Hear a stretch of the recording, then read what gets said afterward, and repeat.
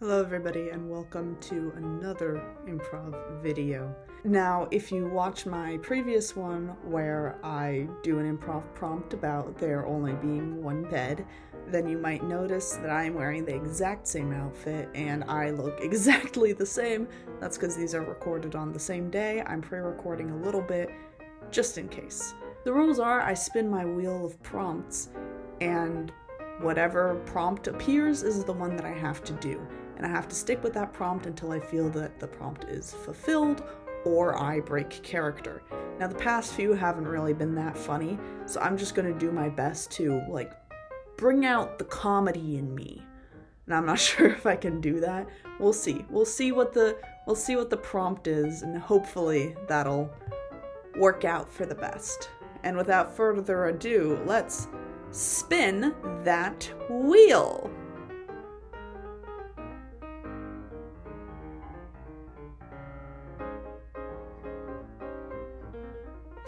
Alright, so it looks like we have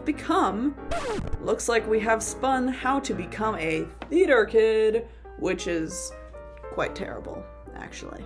Personally, as a theater kid, I feel like I should be able to speak on this topic, but I think I can make fun of myself, so let's see what I've got, shall we? Being a theater kid, it's pretty cool.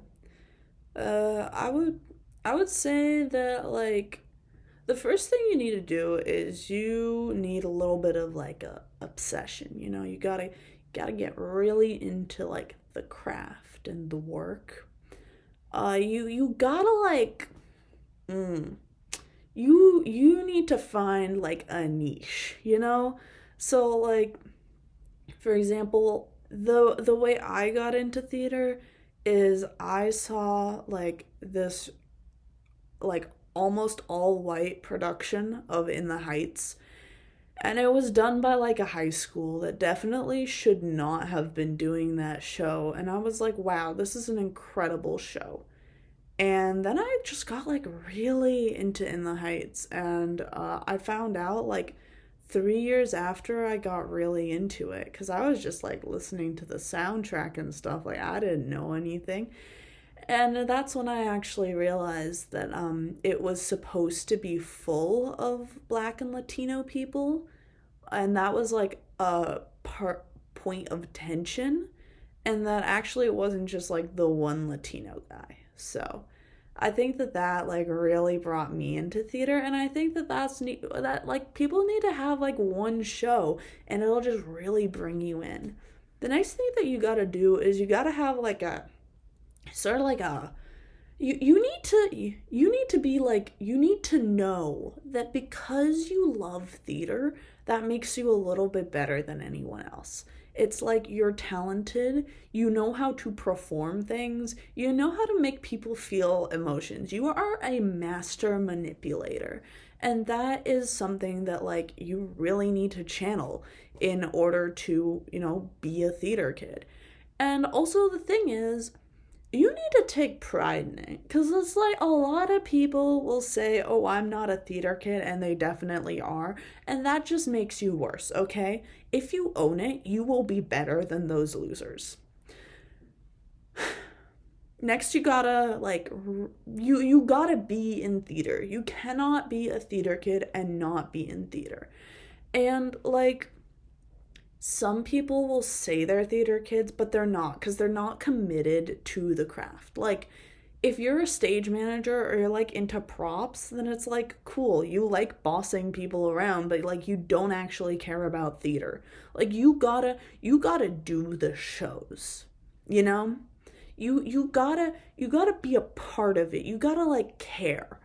And a lot of people will say that you're kind of lame or you're self-centered, and they're lying, because you're not. You're actually just better than everyone else, and they can't see that you just have this in yourself, and they don't.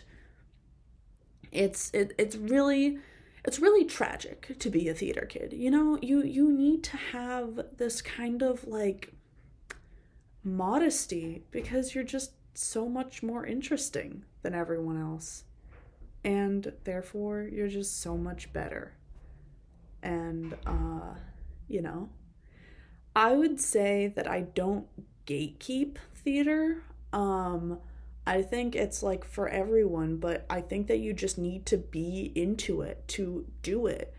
Like, I don't want to be in a room with like beginners. Like, okay, it's like your first show and you don't get how things are done, but when someone says five to places, you say thank you five.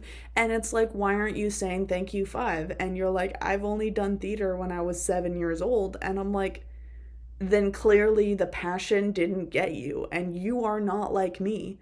Yeah, I started doing theater in middle school, but like, you're not like me. You don't get it. You don't understand. You need to become immersed in the world of theater before you can try it out. And you can't become immersed in the world of theater until you try it out. So, like, you're not a real theater kid. You don't get it. You wouldn't understand. And I just I just feel like people don't like they'll say that they went and saw a production on Broadway and they'll be like, "Damn, this production on Broadway isn't nearly as good as the production that I saw like a college do." And they're wrong because Broadway is the goal. Like, if you're a theater kid, Broadway should be the goal for you and nothing else. Like, that's it. That's it. If you're not doing Broadway, then what do you want to do with your life? Like, really. That's what being a theater kid is all about. And I should know because I am one. Oh, also, Cat sucks. I hope everybody enjoyed my impression of the world's meanest theater kid. If I met that person, I think I would hate them. I hope that at least provided some sort of amusement, especially for people who are into theater. If you're not a theater kid, that is not how we are, I promise you. That is like a very small amount, but they do exist. They help balance things out. Thank you so much for watching. Have a great rest of your day.